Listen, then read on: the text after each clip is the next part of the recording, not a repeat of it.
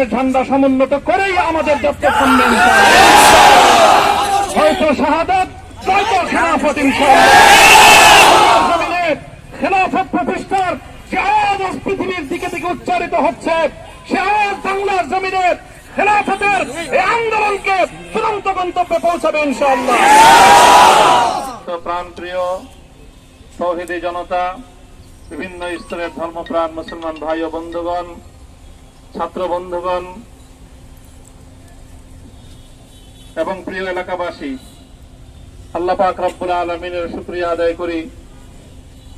আল্লাহর দ্বীনের কথা বলার অপরাধে, আল্লাহর দ্বীনের বিজয়ের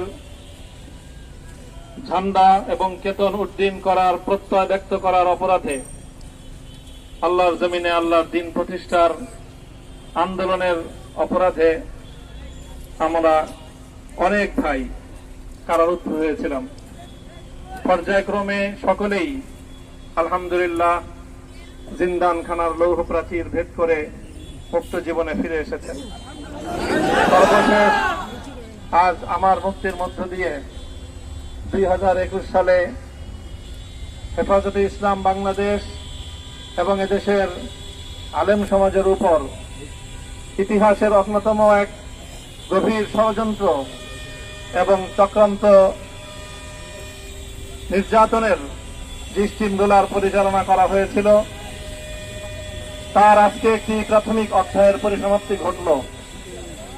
আমরা স্পষ্ট ভাষায় বলতে চাই, আমাদের উপর জুলুম করা হয়েছে,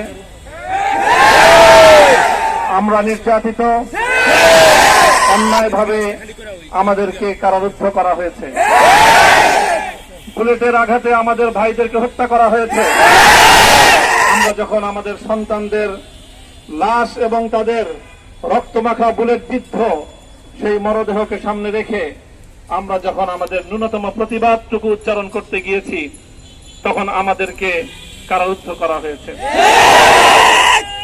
আমাদেরকে নানাভাবে নিষ্পেষণ করা হয়েছে, আমাদেরকে জনগণ থেকে বিচ্ছিন্ন করার সব ধরনের অপচেষ্টা চালানো হয়েছে।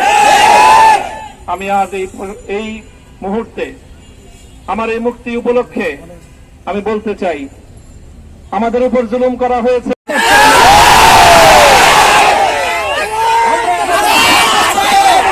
স্বীকার করতে প্রস্তুত রয়েছি, জীবন দিতে প্রস্তুত রয়েছি। আল্লাহর জমিনে আল্লাহর দ্বীনের ঝান্ডা সমুন্নত করেই আমাদের যাত্রা থামবে হয়তো শাহাদাত নয়তো খেলাফত ইনশাআল্লাহ।